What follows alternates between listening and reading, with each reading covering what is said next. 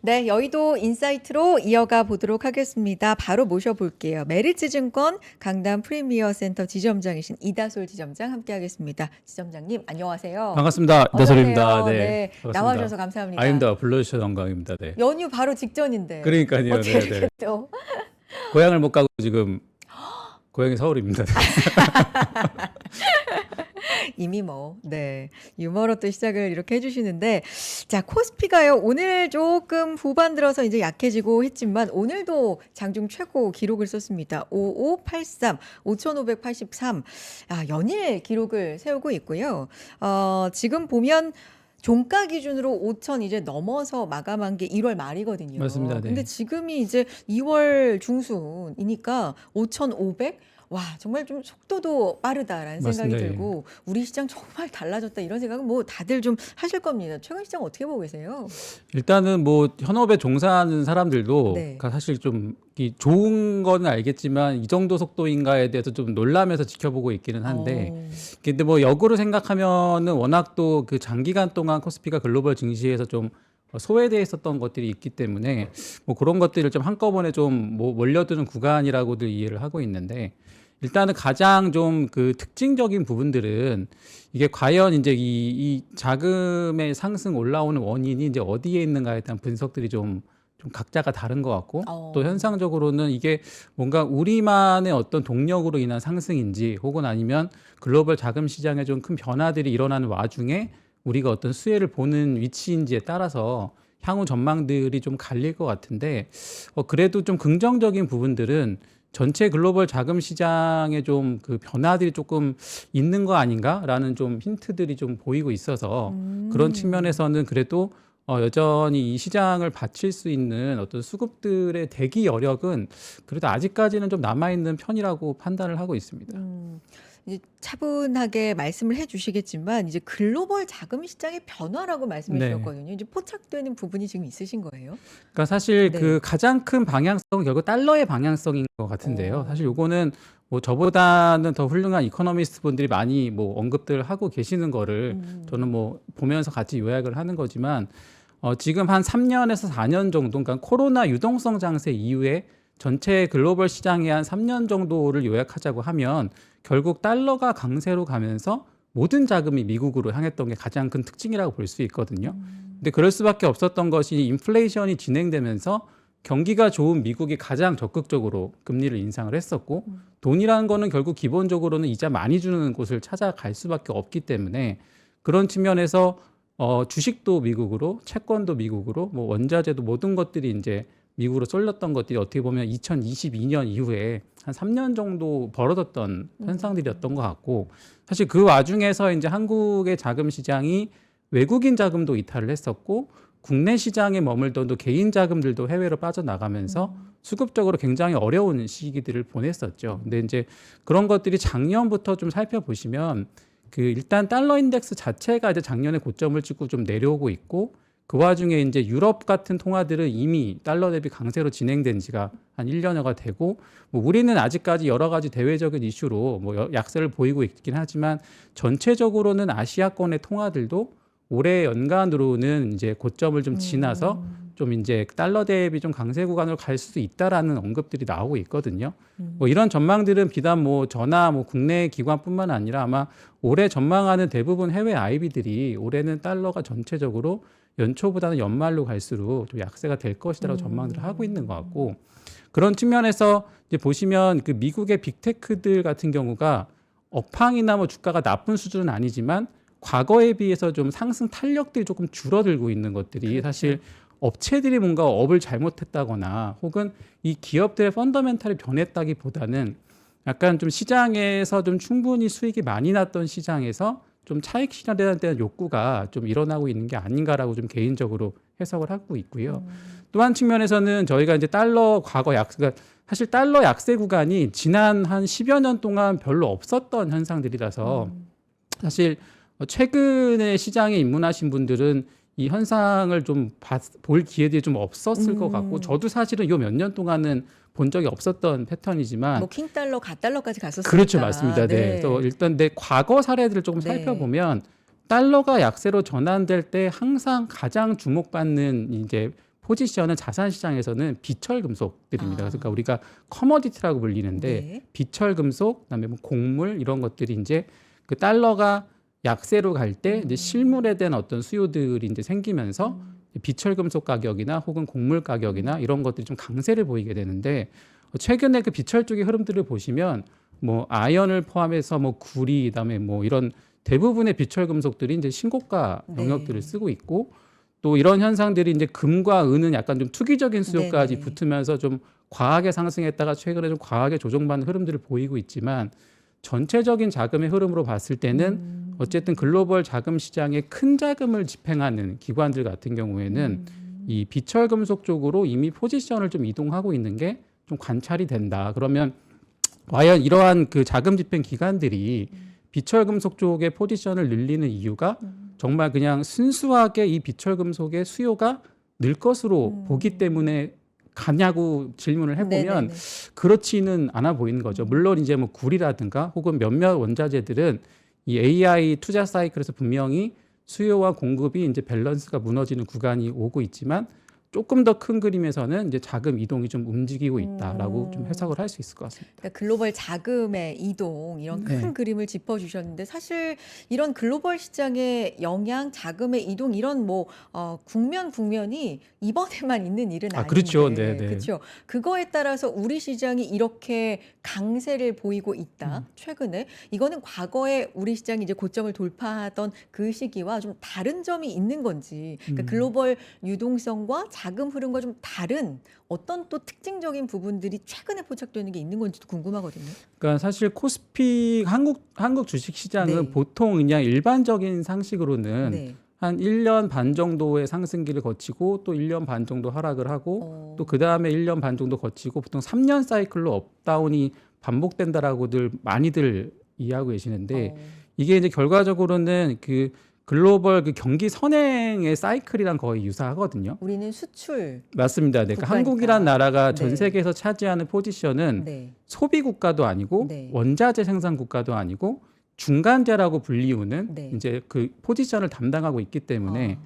미국을 포함한 선진국에서 소비가 살아나면 그거를 공급하기 위해서 중국을 포함한 이머징 국가에서 생산이 늘어날 것이고 그거의 중간 재료들을 납품하는 이제 한국 같은 나라들이 이제 산업 생산이 올라오는 사이클이 보통 3년 주기로 좀 반복됐던 경향들이 있거든요. 그래서 이제 경기가 좋아지는 구간에서 좀 올라갔다가 빠지는 구간에서 같이 빠졌다가 다만 이제 한국 시장은 상대적으로 그 선진국 시장보다는 내수의 어떤 체력이 좀 약한 편이기 때문에 인구가 아무래도 적다 보니까 내수가 조금 더 탄탄하면 그 증시의 사이클이나 상장 종목들의 이익의 흐름이 이 진동폭이 좀 작을 텐데 우리는 수출 기업들이 많다 보니까 다른 나라에 비해서 조금 더 시크리컬한 성격들을 보였던 게 사실입니다. 근데 그런 측면에서 이제 그 기본적으로는 한국 시장이 좀 사이클을 많이 탄다는 증시라는 게 일반적인 이제 해석인데 과거에 이제 그 고점을 뚫고 올라갔던 사례들이 아주 많지는 않지만 한 뭐 10년에 한 번 정도 반복되는 케이스들이 있었던 게 조금 멀게는 1980년대 후반에 그러니까 이 삼저 호황이라고 불리우는 그러니까 뭐 유가도 낮고 맞습니다. 뭐 이런 거죠. 네네. 그다음 유가도 낮고 네. 뭐 금리도 안정적이고 뭐 그다음에 뭐 그 여러 가지 환율도 환율, 안정적이었던 그런 구간에 이제 처음 코스피가 이제 천을 돌파하면서 그 당시 이제 아까 코스피 시계열 아마 월봉이나 좀 긴 시계열로 보시면 그러니까 티는 지금은 너무 멀어서 티는 안 나지만 그 구간을 잘라 보면 거의 지수가 한 뭐 네다섯 배 이상 상승하는 구간들이 있었던 게 네. 사실 전 세계적인 흐름에서는 삼조 호황에서 한국이라는 그 시크리컬한 나라가 상당히 좀 안정적으로 레벨했던 구간들이 있었고요. 그리고 조금 더 가깝게는 이제 브릭스라고 하죠. 이제 2005년에서 2007년 사이에 그 전 세계의 자금이 이머징으로 흘러가면서 그때도 특징을 보시면 달러가 약세였던 구간이 진행되고 있었고 이미 그러면서 이제 원자재 가격들이 상승하는 시기였고 그러면서 이제 그때 이제 브릭스라고 불리우는 그 신흥 4개국 쪽으로 이제는 앞으로 세계의 성장은 브릭스가 담당한다고 하면서 상당히 많은 자금들이 몰렸을 때입니다. 그리고 그 당시에 이제 코스피가 2004년 정도부터 한 3, 4년 정도 랠리를 하면서 아마 제 기억으로 처음 2,000포인트에 돌았던 시기인데 제가 그 시기를 조금 더 좀 그 인상적으로 기억하는 이유가 제가 그때 증권업에 입문을 했었거든요. 그래서 2007년 7월에 이제 처음 네. 증권사 입사를 했을 때 뭐 입사할 때 뭐 이천둥이들이 입사했다고 하면서 그 인사팀이랑 선배들이 엄청나게 환영을 하더라고요. 이천둥이? 왜 이천둥이에요? 그러니까 코스피 이천에 아, 들어왔다 그래서 그래서 이천둥이라고? 저희는 이제 이천둥이라고 불렀어요. 그리고서 그 다음에 이제 금융위가 오니까 이제 얘네들 들어오고서 장 빠졌다고 해서 엄청 구박을 받았던 아이고, 기억들이 있는데 네. 어쨌든 그때를 조금 복기를 해보면 약간 지금이랑 조금 유사성이 좀 있다라고 네. 보여지는 게 큰 그림에서는 달러가 좀 약세가 진행되면서 좀 장기로 좀 자금을 배분하는 글로벌 기관들일수록 조금 더 이제 포지션을 옮겨갔던 것들이 비철 금속, 그다음에 이머징 주식 이런 쪽으로 흘러갔었는데 그런 현상들이 사실 좀 작년 뭐 하반기부터 올해 넘어가는 구간에서 좀 관찰되고 있어서 만약에 그런 흐름들이 조금 길어진다고 하면 한국 증시에는 조금 더 유리하게 작용하지 않을까라고 생각하고 있습니다. 여기 이제 최근에는 정책적인 흐름 이런 네. 것도 상당히 이야기가 좀 많이 나오고 그렇죠, 네. 뭐 유동성 네. 그리고 가깝게는 이제 팬데믹 시절에 동학개미 아, 맞습니다. 일명 네. 그런 게 있었는데 지금도 그 열기 못지않게 네. 뭐 그렇게 개인분들이 주식으로 많이 돌아온다 뭐 이런 것까지도 이제 포함을 하다 보면 주식의 열기가 약간 설명은 되는데 그런데 이렇게 좀 속도도 가파르고 5천 얘기했었는데 이게 단시간에 이렇게 올라오다 보니까 좀 과열하냐라는 것도 네, 일각에서는 나올 수 있는 의문이긴 하죠. 맞습니다. 네. 거기에 대한 지점장님의 생각 어떠십니까? 그러니까 분명히 속도는 좀 과열처럼 빠른 경향들이 분명히 있는 것 같고요. 다만 이제 저희가 이 증시의 레벨을 평가할 때 결국 뭐 객관적으로 설명할 수 있는 거는 수치들밖에 없지 않습니까? 그럼 보통 이제 어떤 가격을 산정할 때 우리가 비교하는 게 다른 나라 대비 얼마나 비싸냐, 그다음에 과거 대비 얼마나 비싸냐, 크게 보면 두 가지 방법인데 지금 5천 한 중반대 기준으로 사실 현재 코스피 올해 기업들의 이익 추정치를 종합해 보면 사실 다른 국가 대비로도 여전히 좀 저평가 상태가 맞는 것 같고, 그다음에 과거 이제 상승장 대비했을 때도 아직까지는 밸류에이션이 뭐 10배에서 11배 초반, 뭐 어떤 분들은 반도체를 조금 더 이익 추정을 뭐 과하게 하는 분들은 뭐 9배 중반이라고 얘기들 하는데 평균 내보면 대략 10배 내외에서 지금 수렴을 하는 게 대부분 전략하시는 분들의 추정치라고 보여지거든요. 그러면 이게 그 선진국 같은 경우는 뭐 대충 18배에서 20배 정도고 이머징 국가들도 한 16배 내외라고 하면 일단은 가격적으로는 과열이라고 하기에는 아직은 가격 메리트는 존재한다. 다만 이 밸류에이션의 차이를 뭐 1년, 2년에 걸쳐서 극복할 거냐 혹은 뭐 2, 3개월에 진짜 바짝 극복할 거냐는 속도의 문제는 있거든요. 그래서 그런 면에서 밸류에이션의 룸은 남아있지만 속도는 좀 확실히 좀 업계 관계자들도 놀랄 정도로 좀 빠른 면이 분명히 있는 것 같습니다. 빠르다 그래서 이게 뭐 빠진다? 꼭 이런 공식이 있는 건가요? 지금 그러니까 그게 결국은 변동성인데요. 네. 그러니까 어떤 증시가 가격을, 그러니까 주가도 마찬가지고 네. 이건 모든 자산 가격이 마찬가지인데 네네. 결국 특정 자산이 결국은 가야 되는 밸류가 있다고 가정했을 때 그 기간을 조금 길게 간다고 하면 어쨌든 시장에 참가하는 참가자들은 좀 변동성이 낮은 상태로 그 상승이 진행이 되겠죠. 아무래도 예를 들어서 완만하게. 맞습니다. 네. 코스피가 지금 뭐 대략 작년 2,400 정도부터 한 네. 5,000 이상 왔으니까 이게 만약에 한 2년에 걸쳐서 올라왔다고 하면 상당히 좀 완만한 구간과 또 투자자 입장에서는 좀 호흡을 가다듬을 수 있는 속도로 올라왔을 텐데 이제 이게 이제 어떤 그 몰려있던 자금들이 쏠려서 올라오다 보니까 이제 같은 상승이라도 기간이 짧으면 변동성이라는 게 존재합니다. 그럼 사실 예를 들면 이런 거죠. 2월 첫 주의 장을 아마 뭐 주식 하시는 분들은 다 경험을 하셨을 텐데 네. 월요일부터 금요일까지 주간 단위로 보면 저희가 이제 차트를 보통 뭐 일봉, 주봉, 월봉으로 보지 맞아요. 않습니까? 주봉으로 보면 굉장히 그 스무스하거든요. 근데 저도 기억나는 게 2월 첫 주의 장세가 첫날 뭐 캐비넛이 지명됐다고 해서 엄청나게 빠졌다가 매도 다음날 사이드카. 급반등했다가 네. 또 그 다음날 또 빠졌다가 다시 올랐다가 그러니까 매일매일 장세가 사실 바뀌었어요. 일주일에 3번 사이트가 맞습니다. 네. 그래서 아마 그때를 제가 그걸 시황 방송을 했다고 하면 아마 뷰가 매일 바뀌었을 것 같아요. 저희 클로징 벨에 맞습니다. 혹시 근데 나오셨다면 그거는 네.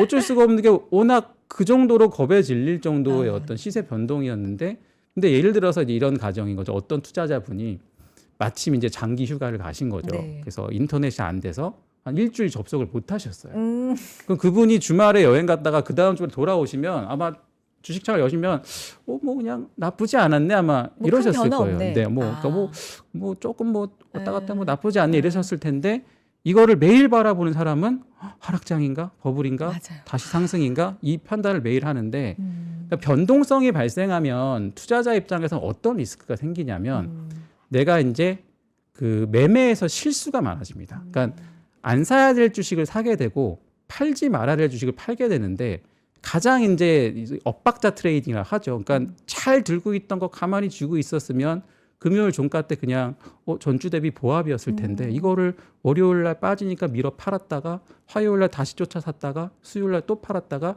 사실 이거를 반복하면 그 주간 단위로도 진짜 계좌 손실 자체가 뭐 거의 뭐 20% 이상 터질 수도 있는 환경이었거든요.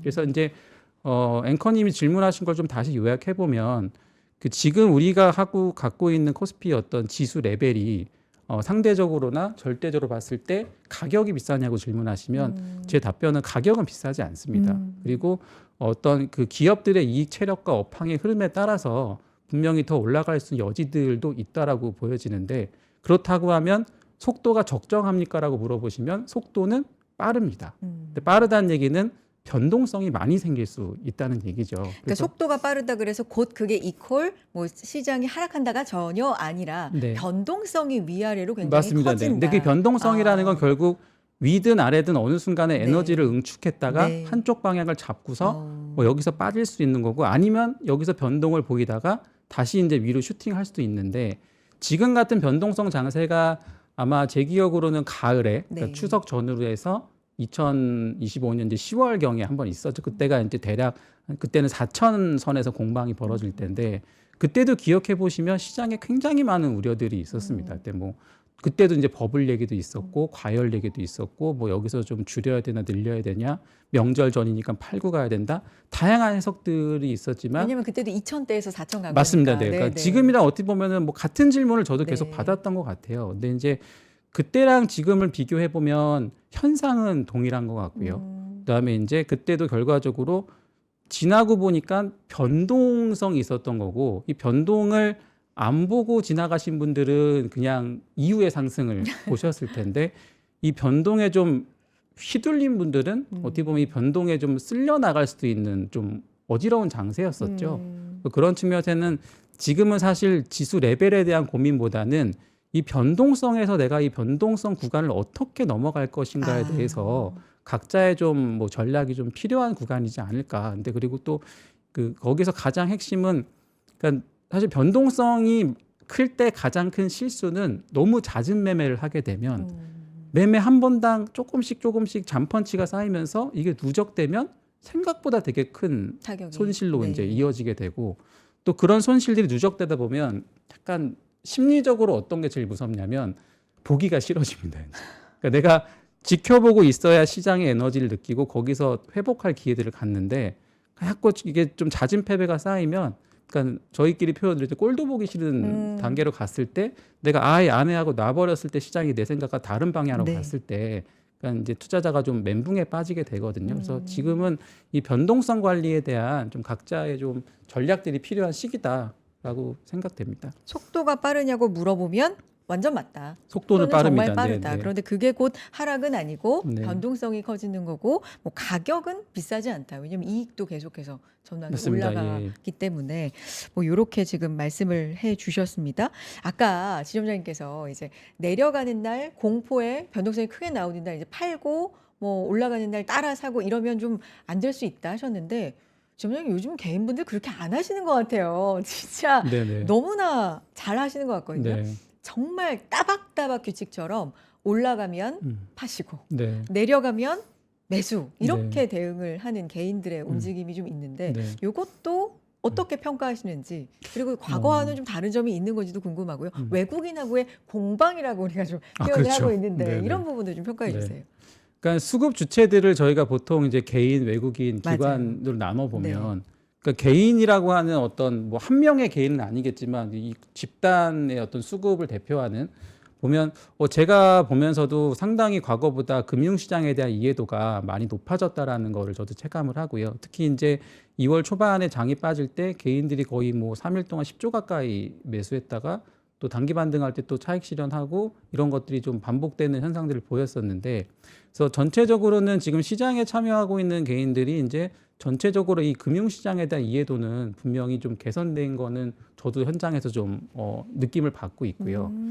또 이제 외국인 같은 경우가 좀 저희가 좀 이렇게 구분을 좀 지어볼 필요가 있을 것 같은데, 전통적으로 한국 시장에서 이제 주식을 하는 외국인들은 거의 대부분 아시아권에 있는 헤지펀드가 많습니다. 그러니까 홍콩이나 싱가포르를 기반으로 해서 전체적인 자산 배분을 아시아 쪽에 많이 하는 펀드들이 아무래도 한국 시장에 좀 늘 참여해서 하던 기관들이었고, 선진국 유럽이나 미국 쪽에 있던 자금들 같은 경우에는 사실 한국 증시가 전 세계 글로벌 시장에서 차지하는 비중이 우리 증시로 치면 뭐 스몰캡 종목 정도의 어떤 비중이기 때문에 어떻게 보면 그들의 포트폴리오에서는 한국을 안 사도 크게 자기의 포트폴리오 에러가 안 생길 수 있는 정도의 비중이었을 거거든요. 이 지수가 이만큼 올라오기 전에. 그래서 경향적으로 아시아권에 있는 자금들 같은 경우는 늘 한국 주식을 넣다 뺐다를 반복을 하고, 유럽이나 미국에 있는 구간들은 특정 구간에서 한국을 편입했다가 뺐다가를 좀 반복하면서 한국 시장을 본인들의 포트폴리오에서 좀 알파를 내는 전략을 취하는 나라로 보통 인식들을 많이 합니다. 네. 그래서 결과적으로 아시아권의 자금들만 들락날락할 때는 저희가 흔하게 알고 있는 박스권 장세가 보통 펼쳐지게 되고, 이제 없던 서구권의 자금들이 들어올 때가 이제 증시가 좀 레벨업하는 구간들이 과거에 많이 있었는데, 그런 측면에서 살펴보면 사실 아시아권에 있는 자금들은 이미 한 2000대부터 늘 주식을 들고 왔던 쪽들이기 때문에 네네. 굉장히 차익 실현 욕구가 좀 강한 것 같아요. 아, 여기까지 올라 네, 5,500까지 왜냐하면은 왔으니까. 그 자금들은 이미 삼성전자든 현대차든, 삼성전자 5만 원대도 갖고 있었고 현대차 뭐 이미 저 밑에 10몇만 원대도 갖고 있었기 때문에 본인들의 펀드의 비중에서 예를 들면 처음에는 현대차가 자기네 포트에 한 2% 정도 있었는데 지금 뭐 한 4%, 5%가 됐을 거거든요. 그럼 이제 포트폴리오 매니저 관점에서는 저도 예전에 자산운용사에서 매니저를 하던 시절에 포트폴리오 매니저 입장에서 가장 고민되는 구간이 내가 처음에 한 3% 정도 편입한 주식이 주가가 올라서 한 5%가 되면 어쨌든 내가 처음에 구성했던 포트보다는 비중이 늘어나 있는 상태거든요. 그렇죠. 그러면 가장 쉽게 하는 행동이 다시 3%로 맞춥니다. 아, 네. 그러면 일정 부분을 차익 그렇죠. 실현을 그러니까 해야 되겠네요. 네, 그거를 이제 뭐 매니저들끼리는 헤어컷 한다 그래서 그 머리 아. 좀 끝에 잘라준다 이렇게 표현을 하는데, 그러면 내 포트폴리오에서는 다시 뭐 예를 들면 현대차가 5%가 됐던 게 3%로 맞추고, 근데 이제 시장에서 매도로 찍힐 거고 주식 수는 적어졌지만 주식 가격이 올라서 내가 갖고 있는 총 금액은 동일해지는 거죠. 그래서 이제 그런 것들이 보면 약간 아시아권을 베이스로 계속 한국에 참여하던 외국인들 같은 경우에는 그 소위 포트폴리오 조정이 계속 이루어지고 있는 것 같고요.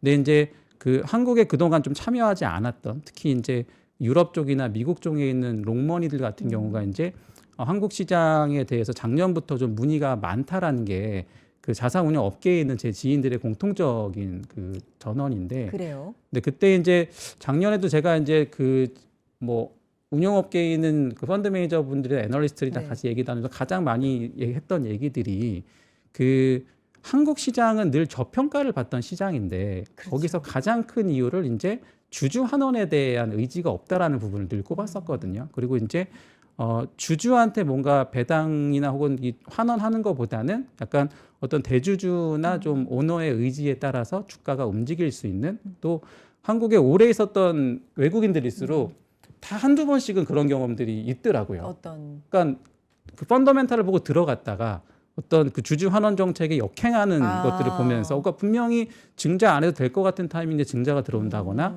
자사주를 사면 해외 증시에서는 자사주를 소각하는데 네. 자사주를 고점에 매각한다던가 이런 것들이 사실 그 외국인들 특히 서구권 그 증시가 오래된 나라에서 지켜볼 때는 상당히 좀 이질적인 부분들이거든요. 뭐 그러니까 떼내서 상장을 한다든가. 그렇죠. 분할한다던가 네. 이런 것들이.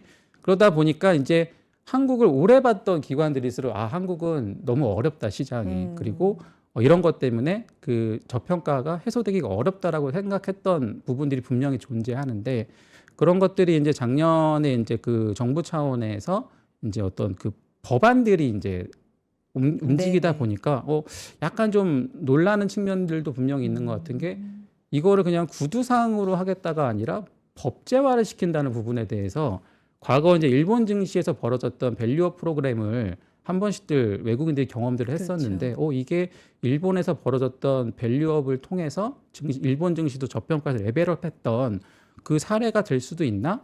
특히 이제 일본에 투자했다가 좀 수익을 봤던 기관들일수록 지금 돌아가는 구조가 이제 일본에서 있었던 흐름이랑 너무 유사하다라고 좀 판단들을 많이 하고 있는 거죠. 아.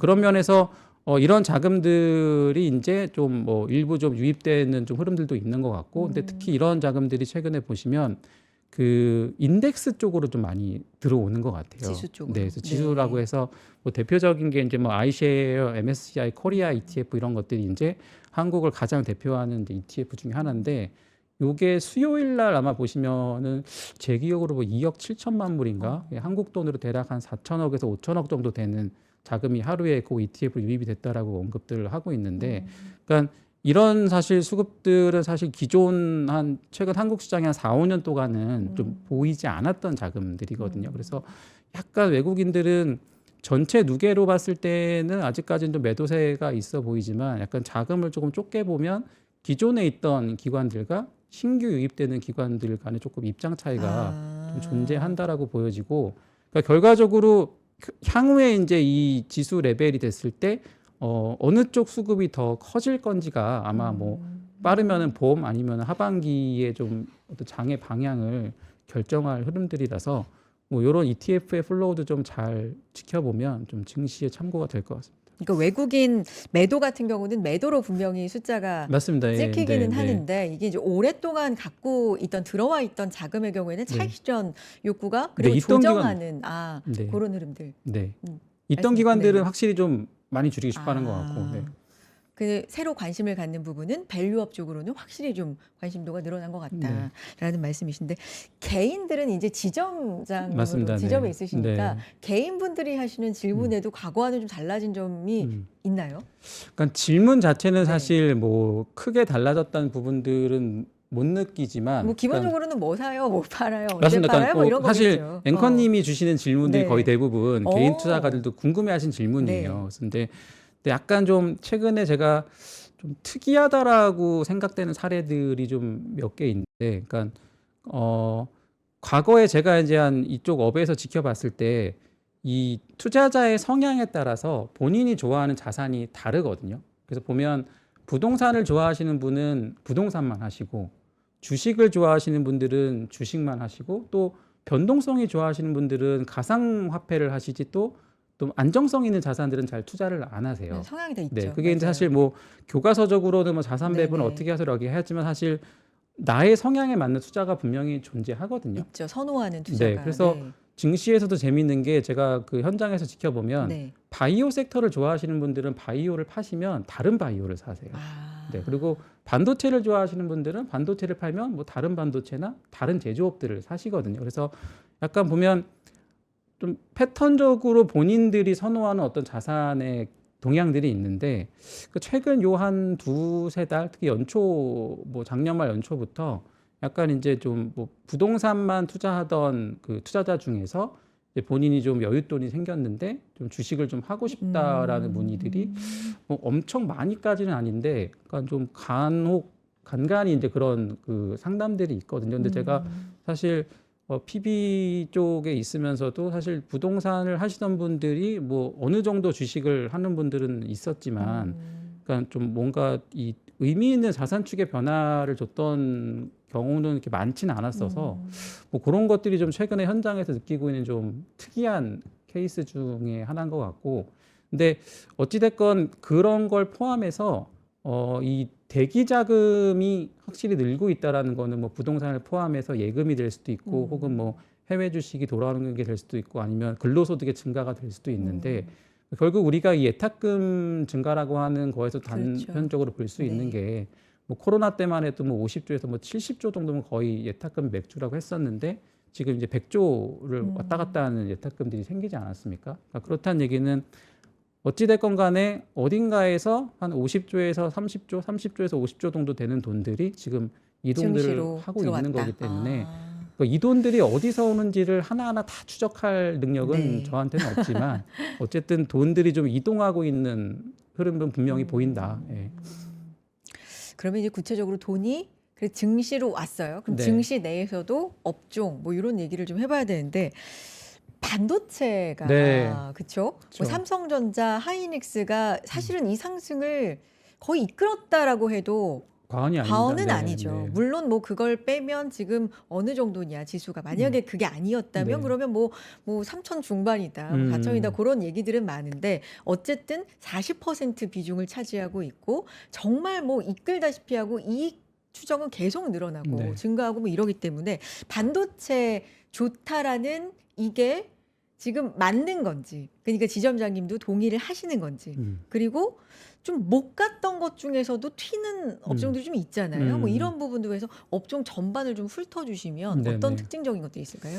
그러니까 일단 결론적으로는 지금의 한국 시장의 장세는 분명히 반도체가 주도한 장세가 맞고 네. 제 경험으로 과거에 어떤 특정 주도 섹터가 있을 때 네. 이 섹터의 비중에 대한 차이는 개인 간의 의견 차가 있을 수 있는데 그 주도 섹터를 제외하고 포트를 구성했을 때 그 포트가 성공했던 경험은 제 기억으로는 없거든요.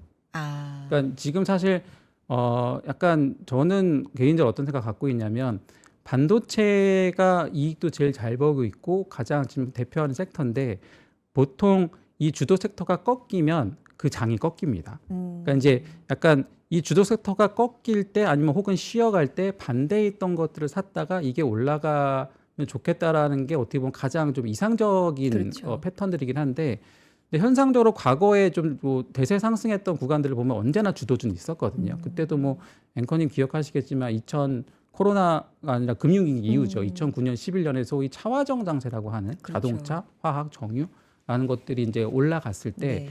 그 차화정이라는 대장주들이 이제 시세가 이제 빠지면서 또 남유럽 위기를 동반하면서 시장이 이제 좀 빠졌던 경향들이 있는데 그럴 때 보면 방어주라고 하고는 이 군들이 상대적으로 덜 빠지기는 합니다. 근데 이제 저희가 사실 주식이라는 거를 손실을 덜 보려고 하지는 않잖아요. 그러니까 결국은 어찌됐건 많건 적건 간에 재테크라는 거는 내가 수익을 실현해서 나의 자산을 그래도 과거보다 한 칸 더 상승시키고자 하는 어떤 그 행동인데 그런 면에서 봤을 때는 제 개인적인 생각은 반도체 섹터를 내가 내 포트의 몇 프로를 구성할 거냐에 대해서는 이견이 있을 수 있지만 과연 지금 시장에서 반도체 섹터를 제외하고 내가 포트를 구성한다는 게 과연 효율적인 전략일까로 생각했을 때 저는 좀 아닐 것 같다라는 생각을 개인적으로는 하고요. 주도 업종은 있어야 된다. 맞습니다. 이게 그거를 뭐 꺾이면 내 포트에 뭐 100이든 혹은 뭐 50이든 어떤 분들은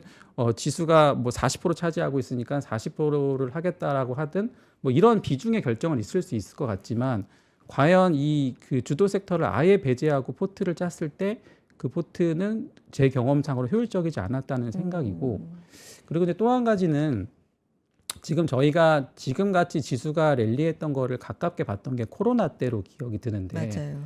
그때랑 지금을 이제 그 수식하는 언어들을 좀 보면 코로나 때는 저희가 팬데믹 장세 그렇죠. 혹은 유동성 장세라고 불렀거든요. 근데 지금은 거의 대부분의 투자자나 언론 혹은 기관들이 AI 혁명이라고 표현을 합니다.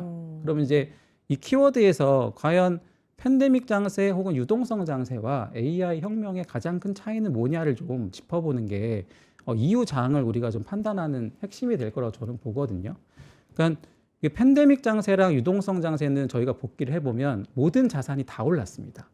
그때는 국내 주식도 많이 올랐지만 해외 주식도 올랐고 부동산도 올랐고 가상화폐도 올랐고 그러니까 이 돈이 정말 그 위기를 극복하려고 역대급으로 풀리면서 모든 자산군들이 다 같이 올라갔던 구간이었거든요. 그리고 팬데믹 때 기억해 보시면 그 팬데믹 기간 동안 우리가 겪었던 생산성의 향상은 없었습니다. 결과적으로. 그러니까 그 당시 이제 언택트라는 용어가 이제 등장하면서 비대면 네. 그렇죠. 그 비대면이라는 그 네이버 카카오로 대표되는 비대면이라는 트렌드가 그 한 3년 정도 굉장히 좀 그 핫한 이슈를 이뤘고 실제 좀 생활의 변화들이 뭐 있었지만 메타버스. 맞은 네. 메타버스도 있었고 근데 네. 이 언택트라는 게 네. 결국 팬데믹이 풀리면서 다시 일상으로 돌아가는 과정에서 우리가 이제 언택트를 체험하는 비중이 줄었거든요. 네. 만약에 우리가 그 팬데믹 시절에 경험했던 언택트를 지금도 지속적으로 계속 경험했다면 그게 이제 조금 더 생산도 혁명에 가깝게 갔을 텐데 그래서 결과적으로 코로나 때의 상승은 이 생산성의 개선을 동반하지 좀 못했던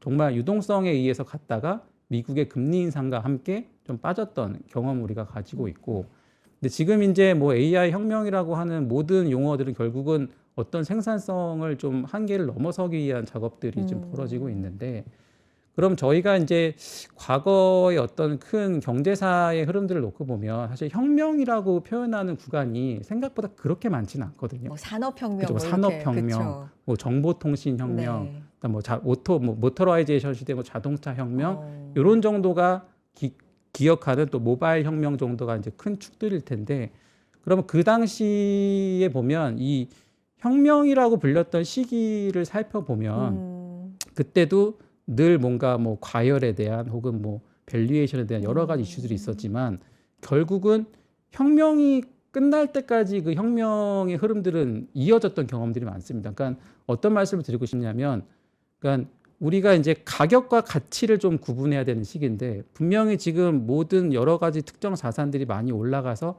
가격이 올라간 거 분명히 이제 네. 팩트죠. 팩트인데 네네. 근데 과연 그 뭐 예를 들어 메모리를 포함해서 혹은 뭐 엔비디아 GPU라든가 이런 것들이 지금 구현하려고 하는 어떤 단계들을 종합해 봤을 때 목표로 하고 있는 혁명이 달성됐느냐를 판단해 보면 아직은 좀 과정 멀었다는 중에 느낌이 있는. 들거든요. 아. 왜냐하면 단적으로 그 이 AI만 해도 저희가 지금 사용하고 있는 실생활의 AI는 문자 기반의 AI입니다, 사실. 그러니까 텍스트를 입력해서 텍스트 정보를 전달받는 뭐 제미나이나 그렇죠. 뭐 챗GPT나. 제미나이 네. 챗GPT들이 네. 근데 저희가 그거를 좀 쉬운 예로 네. 핸드폰이랑 조금 비교를 해보면 네네네.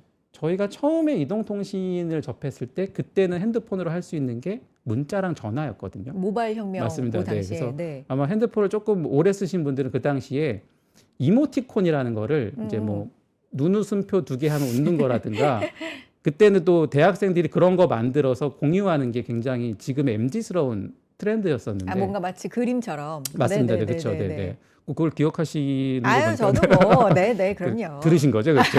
네. 경험도 네. 네. 그래서 그때 생각해 보면 네. 휴대폰이란 게 그때도 굉장히 혁신적이었지만 맞아요. 그때 그 휴대폰으로 사진을 보낸다 혹은 영상을 본다라는 거는 좀 낯선 개념이었거든요.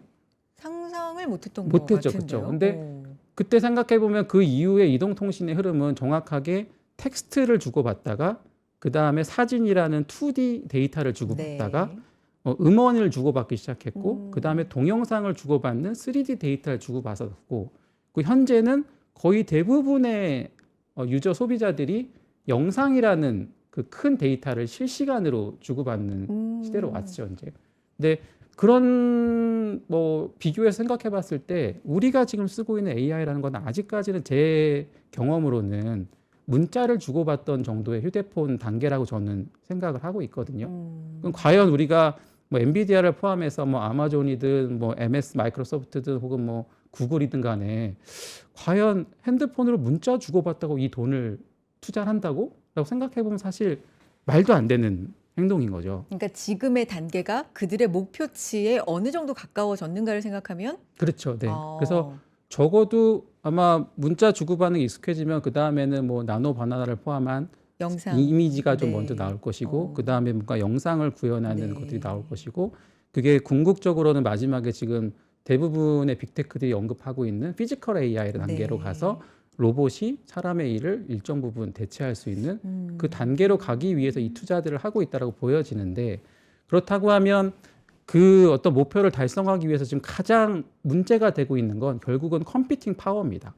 컴퓨팅 파워고 그 다음에 이거를 저장하는 저장 용량이고 그 다음에 이 저장 용량들을 감당할 수 있는 전력이 항상 반복돼서 나오는 이슈들인 거죠. 그러면 과연 현재의 컴퓨팅 파워와 현재의 저장 용량과 현재의 전력으로 우리가 구현하고자 하는 로봇이 사람의 일을 일부 대체하는 이거를 음. 구축할 수 있다고 하면 이 혁명은 끝난 게 맞습니다. 음. 그러면 뭐 반도체도 그렇고 뭐 전력도 그렇고 뭐 여러 가지 산업에서 수요가 정체되겠죠. 네. 근데 이제 아무리 계산을 해봐도 지금에 있는 어떤 생산 능력 가지고는 이 물량들을 다 댈 수 없다는 게 거의 대부분이 인정하고 있는 사실들이거든요. 그렇게 놓고 봤을 때는 물론 가격이라는 게 상당히 급하게 올라와서 아까 저희가 증시 얘기했듯이 맞아요.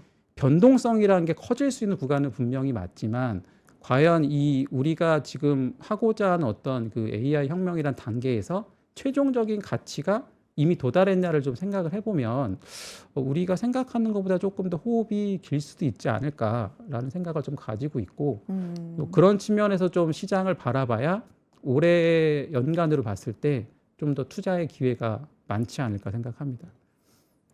지점장님 그러면은 요 말씀을 이제 제가 조금 네. 뭐 아주 심도 깊게 말씀해 주셨지만 이제 제 수준에서 단순하게 네. 요약을 해보면 주도 업종은 음. 포트에 가지고 있어야 되는데 그건 네. 누가 뭐래도 어쨌든 반도체고 그렇죠. 요게 네. 꺾이면 요런 시장이 전체적으로 좀 꺾일 위험이 있기 때문에 네. 어쨌든 일정 비중 정도는 네. 갖고 가라. 네. 요거까지는 네, 알아들었고 근데 이제 AI 또한 빅테크들이 구현하는 AI의 목표가 있다면 지금 네. 어디까지 와 있는지를 생각해 봐야 되는데 네. 이거는 아직은 네. 멀었다. 뭐 네. 이런 관점에서 핸드폰으로 치면은 네. 문자를 주고받는 그 정도의 정도 레벨인 것 수준이다. 같다. 네. 근데 이제 최근에 그렇게 멀리 목표가 아직은 있는데 AI 역습이라 그래가지고 네. 사실 우리하고는 좀 다른 미국 시장에서의 흔들림이 이제 포착이 되고 우리 업체들은 오히려 뭐 메모리 가격 상승 네. 이런 거에 좀 수혜를 받는다고는 하지만 미국 쪽 일이 연결이 사실 안 될 수는 없는 거예요. 그렇죠. 맞습니다. 뭐 이런 부분은 어떻게 봐야 돼요? 그러니까 그거는 저희가 이제 지금 AI가 진행되고 있는 단계를 조금 살펴볼 필요가 있을 것 어. 같은데요. 그러니까 AI는 그러니까 제가 생각하는 흐름은 특정 어떤 유닛에서 집중됐던 게 좀 확산되는 과정이라고 보여지는데, 그러니까 아까 말씀드린 게 컴퓨팅 파워와 결국 저장 용량이 중요하다는 그렇죠. 말씀을 드렸지 않습니까? 네. 근데 AI가 처음에 등장했을 때는 이제 저희가 그거를 학습형 AI라고 불렀었죠. 그래서 그러니까 학습형 AI라고 하는 거는 그 챗 GPT나 제미나이 같은 모델들이 세상에 존재하는 모든 데이터를 다 불러와서 일단 모든 걸 본인이 학습하는 공부해야죠. 단계죠. 그렇죠. 어. 그리고 그 학습하는 단계에서 가장 필요했던 건 빠른 연산이었고 네. 거기서 이제 CPU가 못하는 부분을 GPU가 해결하면서 엔비디아의 GPU를 모으는 거에만 혈안이 돼 있던 구간이 처음 챗GPT 등장하고 1년 반 정도 있었던 것 같아요. 그리고 이제 그때는 어쨌든 GPU를 못 구하면 이 학습의 속도에서 밀리기 때문에 그렇죠. 모든 빅테크가 GPU 구하고 이거 만드는 TSMC 확보하고 그래서 주식은 엔비디아랑 TSMC만 봐도 충분히 AI를 따라갈 수 있는 상황이었습니다. 근데 그런 게 이제 그 제미나이 3.0을 기준으로 해서 이제 요즘은 추론형 AI가 대세라는 표현들 아마 많이 들어보셨을 텐데 추론형 AI는 이미 학습되어 있는 모델에서 내 생활과 비슷한 나의 데이터들을 넣어주면 이제 얘가 풀어주는 거죠. 그러니까 그전에는 세상의 모든 데이터를 다 끌어와서 학습을 했다고 하면 이제는 그 학습된 어떤 결과를 기반으로 나의 데이터를 입력해주면 나에 대한 걸 조금 더 상세하게 좀 검색해주거나 그게 추론이죠. 그게 추론형 네. AI라고 네. 하는데 이 추론형 AI를 단계로 오면서부터 이제 메모리가 등장하기 시작합니다. 그러니까 이제 이 나의 데이터들을 보관하고 저장하는 과정에서 이제 DDR5 내지는 뭐 그래픽 디램 같은 것들이 이제 메모리를 더 넣어주니까 추론 능력이 향상되더라는 것들을 이제 경험을 하면서 그러니까 제니스왕도 스토리지가 이제는 맞습니다. 핵심이라고 네네. 얘기한. 왜냐하면 네. 여태까지는 학습만 하면 됐었는데 이제는 개인들이 갖고 있는 데이터를 예를 들면 제가 한 10여 년간 찍었던 사진 데이터들을 네. 이제 학습된 제미나이가 접근을 해서 이 중에서 제가 좋아하는 취향을 골라준다든가 혹은 제가 과거에 갔던 유사한 장소로 여행을 추천해준다든가 뭐 이런 단계로 가겠다는 거거든요, 목표가. 그러다 보니까 이제는 이 저장 용량에 대한 필요성이 상당히 이제 커진 거죠, 이제. 그러면서 이제 GPU만 구매하던 빅테크 업체들이 다음으로는 메모리를 일단 확보를 해야겠구나라고 하면서 GPU 중심에서 메모리로 확장이 된 거죠. 네. 그 중간 단계에서 이제 HBM으로 확장될 때는 국내 증시 기준으로는 SK 하이닉스가 독보적이었다가 이제 HBM에서 이제 D램으로 넘어가면서 이제 삼성전자가 빠르게 이제 시세를 따라오는 흐름들이 나타났었는데 지금 아마 좀 메모리를 좀 좋아하시는 분들은 잘 살펴보시면 지금 이제 가장 뜨겁게 올라온 주식들은 뭐 키옥시라든가 뭐 샌디스크 같은 낸드 플래시 업체들이 이제 글로벌 증시에서 가장 지금 빠르게 올라오는데 이것도 결국은 이 추론형으로 가면서 데이터 센터에서 있는 것들이 그전에는 하드디스크 중심에서 이제는 읽고 쓰는 능력이 빠른 SSD가 들어가야지 결국은 이게 구현되겠구나라는 것까지 도달한 거거든요.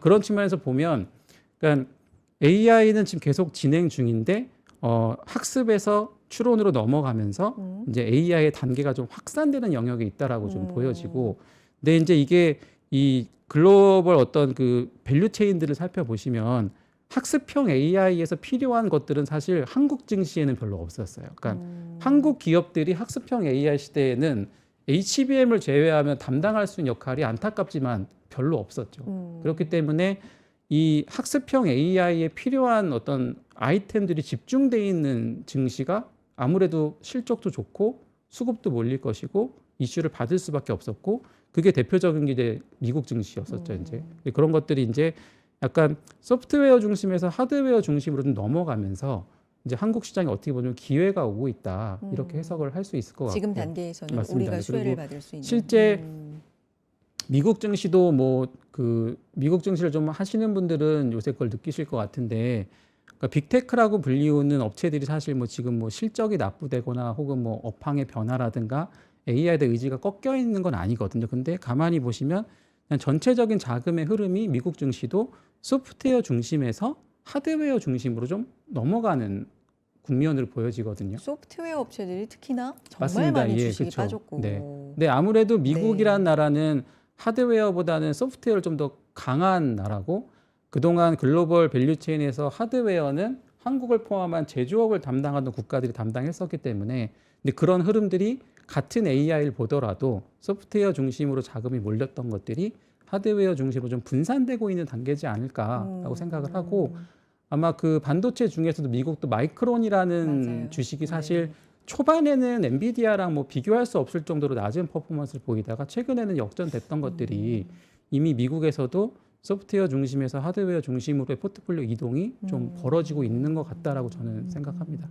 알겠습니다. 그렇다면 반도체는 이렇게 보고 AI에 대한 의견도 들었고, 업종을 포트에 하나 더 네네. 이렇게 한다면 네. 아까 이제 밸류업 얘기를 좀 네. 강조해서 말씀을 해주셨으니까 관련된 수혜 업종들도 좀 담아 볼 만합니까? 아니면 이미 좀 많이 반영한 것들도 있기 때문에 살짝 지금은 좀 경계를 해야 되는 시점이니까 어떤 관점 보세요?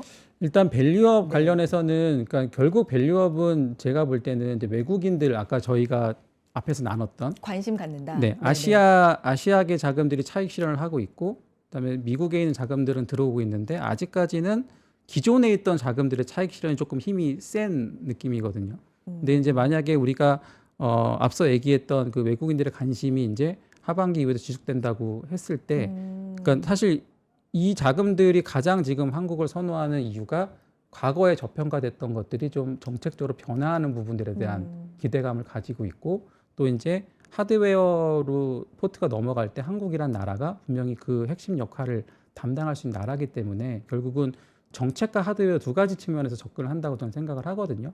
그렇다고 보면 레벨업 관점에서는 기존에 있었던 저평가됐던 뭐 지주사라든가 혹은 뭐 금융주라든가 뭐 이런 것들이 전통적으로 배당 성향이 좀 높음에도 불구하고 늘 디스카운트 받았었던 것들이 언제든 어떤 정부의 정책에 의해서 언제든 오너의 의지에 의해서 투자자한테 피해가 되는 일들이 벌어질 수 있다라는 전제가 깔려 있는 상태거든요. 그럼 결국은 그런 것들이 이제 앞으로 좀 뭐 아예 안 벌어지는 않겠지만 좀 빈도가 낮아질 거라는 거에 대한 신뢰감인 거죠. 그런 것들이 좀 확인이 되면 아마 밸류업도 분명히 좀 한 축을 담당할 수 있을 것 같고, 또 제가 오기 전에 아까 앞서 말씀드린 그 iShare MSCI 코리아 ETF라는 그 ETF의 구성 종목을 좀 한번 좀 살펴봤는데, 거기 보면은 이제 10개 종목이 그냥 정확하게 거의 시가총액 순서랑 좀 유사한데, 혹시 화면 좀 공유할까요? 이게 좀 제가 그냥 이게 좀 애매하게 써가지고 그냥 그 불러드릴게요. 제가. 말씀해 네. 주세요. 그러니까 삼성전자랑 하이닉스가 합치면은 대략 한 45% 정도 되고요. 그다음 현대차가 한 2.8%, KB금융이 한 2.4%. 이렇게 뜨는구나. 네. 죄송합니다. 좀 글씨가 좀 이게 엉망으로 해놨어요. 네네. 요 부분인데, 네네. 네. 그다음에 SK스퀘어, 두산에너빌리티, 뭐 하나에어로스페이스 뭐 이런 식의 순서들인데, 그러니까 요게 어떻게 보면은 지금 국내 증시를 대표하는 이제 대표 업종들의 비중이라고 네, 보시면 네. 되죠. 그래서 한국이란 국가의 차원에서 관심을 가질 때 어쨌든 외국인들이 볼 수밖에 없는 섹터는 반도체, 그다음에 현대차로 대표되는 자동차, 그다음에 은행 같은 금융주, 그 밑에 이제 두산에너빌리티로 포함되는 원전, 그다음에 하나에어로스페이스로 포함되는 이제 방산 쪽 섹터들, 그리고 이제 10위에 이제 셀트리온이라는 기업이 있는데 어쨌든 바이오 쪽에서도 좀 제조업에 강점이 있는 것들은 이 MSCI 포트폴리오 상위에 구성되어 있기 때문에 이런 것들은 어쨌든 기본적으로 한국을 공부하는 외국인들은 좀 관찰을 할 수밖에 없는 섹터가 될 것 같고, 그렇게 봤을 때 질문 주신 밸류업이라는 것들이 지금도 충분히 뭐 기회는 있다라고 볼 수 있지 않을까 생각합니다. 알겠습니다. 뭐 지주, 금융을 비롯해서 배당 성향이 좀 높아지는 네. 이런 부분들 주목해서 아시아 자금, 이제 비아시아권에서 네. 들어오는 것들은 아직은 좀 더 여력이 크게 남아 네. 있다라는 관점으로 알아듣겠습니다. 자, 이제 연휴 돌입을 하신 분들 많으실 네. 거예요. 오늘 퇴근 좀 일찍 하시고 고향 가시는 분들 혹은 그냥 집으로 편안하게 돌아가시는 분들도 많으실 것 같은데, 우리 이제 뭐 수요일까지는 휴장이지만 네. 약간 좀 이렇게 기세가 좀 막 네. 이렇게 변동성도 있고 막 네네. 격하게 움직일 때 이렇게 좀 쉬어가는 거거든요. 네, 근데 그렇죠. 이제 연휴 동안에 좀 복귀를 해봐야 될 것 같아요. 네. 연휴 이후에 뭘 좀 봐야 되는지, 그렇죠. 네. 일정이나 이슈나 주목하고 계신 부분들이 네. 있을까요? 일단은 그 뭐 연휴 기간에는 뭐 산업 미국 쪽 데이터들 대부분인데, 그러니까 뭐 산업 생산이라든가 뭐 회의록 공개 같은 것들이 있는데 전체적으로는 뭐 아시아 증시들도 대부분 휴장이기 때문에 연휴 이후에 이제 뭐 연휴 기간의 데이터 자체보다는 아마 연휴 기간에 지금 투자자들이 제일 긴장하시는 거는 이제 은이나 비트코인이 혹시 또 레버리지가 빠져서, 그러니까 지금 2월에 벌어지고 있는 거의 대부분의 투매들은 레버리지가 걸려 있는 자산들이 청산되면서 그거랑 증거금이 엮여 있는 주식을 같이 팔고 있는 현상들이 벌어지는 거거든요. 그러니까 뭐 마진콜, 반대매매 맞습니다. 이런 그러니까 것들. 은이 네. 폭락하면서 은에 묶인 증거금을 내려고 보니까 그러니까요. 동반되어 있는 다른 걸 팔아야 되는 아. 이런 현상들인 거죠. 그러니까 그냥 은이 은으로 끝나면 되는데 다른 지금 것까지. 글로벌 시장은 파생에 혹은 레버리지가 연계되어 있는 시장이기 때문에, 그래서 아마 다른 지표보다는 은이나 비트코인 같이 이제 최근에 좀 레버리지 청산되면서 투매를 일으켰던 자산들이 좀 안정화가 될 거냐, 이걸 아마 가장 주의 깊게 보시게 될 것 같고, 그다음에 이제 연휴가 지나고서 이제 오게 되면 뭐 가깝게는 이제 뭐 월드 모바일 콘클래스 같은 데서는 어떤 신제품이 공개될까 이런 것들도 있을 거고, 그다음에 이제 지금 어쨌든 기업들이 이제 4분기 실적들을 좀 빠른 기업들은 얼추 좀 발표들을 하고 있는데, 연휴 갔다 오고 나면 또 2월 또 후반에 그러네요. 들어가거든요. 네. 또 3월 초가 되면 또 애널리스트 분들도 부지런히 탐방 다니시면서 또 1분기 실적에 대한 흐름들을 좀 체크하는 시기이기 때문에 그 1분기 실적에서 좀 튀는 섹터들을 좀 면밀하게 보시게 될 것 같고, 그다음에 이런 거를 제외하면 결국은 이제 우리가 앞서 얘기했던 그 빅테크들의 어떤 AI 일정에서 실제 이제 구체적으로 이제 벌어지는 것들이 언제 일어날 거냐. 그 단적으로는 지금 데이터 센터를 보시면 발표하겠다는 계획들은 굉장히 발표가 많이 돼 있는데 맞죠. 사실 실제 짓고 있거나 완공되는 것들은 그렇게 많지는 않거든요. 근데 이런 것들이 작년 같은 경우에 미국 기업들도 어려웠을 게 트럼프 대통령이 관세를 확정을 안 해줬잖아요. 그러니까 이제 대부분의 원자재나 기계 어쨌든 수입해서 져야 되는데 사와야 될 물건의 가격을 픽스를 못 하니까 발주를 못 주게 되는 거죠. 근데 그런 것들이 이제 얼추 게임을 위한 룰은 저는 세팅이 됐다고 보고, 지금부터는 실제 이제 미국에서 제조업의 게임이 시작되는 단계인데 그런 측면에서 이 게임이 얼마나 좀 적극적으로 진행되냐가 좀 관건이 될 것 네. 같고, 그 중에 하나 제가 좀 유심 있게 보고 있는 일정은 그 반도체 공장 중에서 이제 삼성이 미국에 이제 선제적으로 투자했던 공장이 있는데 이게 사실 수주가 없어서 그동안 못 돌리고 있었거든요. 근데 최근에 뉴스나 혹은 삼성전자 콩콜에 들어보면 삼성전자 미국 팹의 가동 일정이 작년 요맘때 체크하던 것보다는 좀 당겨지는 흐름들이 보입니다. 그래서 뭐 일부에서는 뭐 EUV 기계는 3월에 시가동을 할 거고, 뭐 빠르면 하반기부터 미국에서 이제 공장을 돌릴 수도 있다라는 언론 보도들이 좀 나오고 있는데, 그러면 이제 그런 것들이 좀 가시화됐을 때 좀 시장에 좀 어떤 영향을 줄 것인가, 이것 좀 체크해 볼 수 있을 것 같고, 그다음에 이제 올 한 해를 이제 가장 크게 결정질 수 있는 변수는 저는 6월 달에 그 MSCI 이제 선진국 지수에 우리가 계속 들어가고 싶어 하는데 이제 들어가려면 관찰 대상국에 먼저 편입이 돼야 네. 되거든요. 그게 아마 제가 알기로는 6월 정도에 관찰 대상국 여부가 좀 결정이 된다라고 알고 있는데 이제 그거를 위해서 지금 뭐 외환 시장을 24시간 거래할 수 있게 만든다던가 혹은 이제 영문 공시를 의무화한다든가 이런 것들이 지금 네. 좀 업계에서 벌어지고 있는 것 같은데 네. 그러니까 만약에 이 6월 달에 관찰국이 이제 지정이 네. 되면 이제 그 내년에 이제 편입이 되고 그 이후에 어떤 수급들이 들어올 수 있기 때문에 아마 그냥 전체적으로 딱 하나 일정을 꼽으라고 하면 요 6월 달에 관찰국 편입 여부가 MSCI. 아마 하반기에서 네. 내년까지의 어떤 우리 시장을 좀 결정하는 가장 주요 이벤트가 되지 않을까라고 생각하고 있습니다. 그 정도로 조금은 긴 시간까지도 우리 증시를 결정지을 수 있는 그렇죠. 중요한 그러니까 지금 이벤트다. 벌어지고 있는 어떤 실적들은 네. 어떻게 보면 올해의 이슈들이고 그렇죠. 이 이슈는 이 랠리가 조금 더 좀 장기로 갈 거냐 혹은 과거처럼 짧은 사이클로 네. 끝날 것이냐를 결정하는 변수이기 때문에 좀 면밀하게 볼 필요가 네. 있을 것 같습니다. 알겠습니다. 오늘 연휴 전에 이렇게 네. 귀한 시간 내주셔서 감사드리고요. 오늘은 메리츠증권 강남 프리미어 센터 이다솔 지점장의 인사이트와 함께했습니다. 지점장님 고맙습니다. 감사합니다. 네, 여의도 인사이트 이렇게 함께 하셨고요. 앙트러프러너십 칼리지 2기 안내 한 번만 더 해드릴까요? 창업을 원하신다면 또 이미 하고 계시다면 놓쳐서는 안 될 앙트러프러너십 칼리지 2기 안내해 드리겠습니다.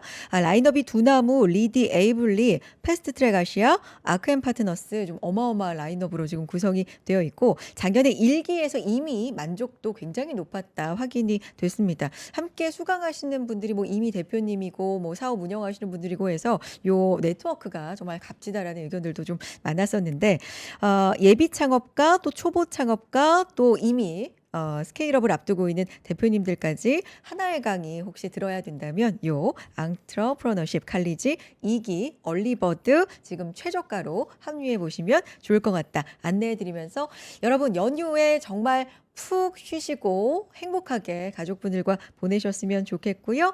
설 연휴 잘 쉬시고 저는 그 이후에 목요일에 인사드리겠습니다. 여러분 새해 복 많이 받으시고요. 뒤 이어지는 김장렬 본부장의 단독 방송도 많이 함께 해주세요. 고맙습니다.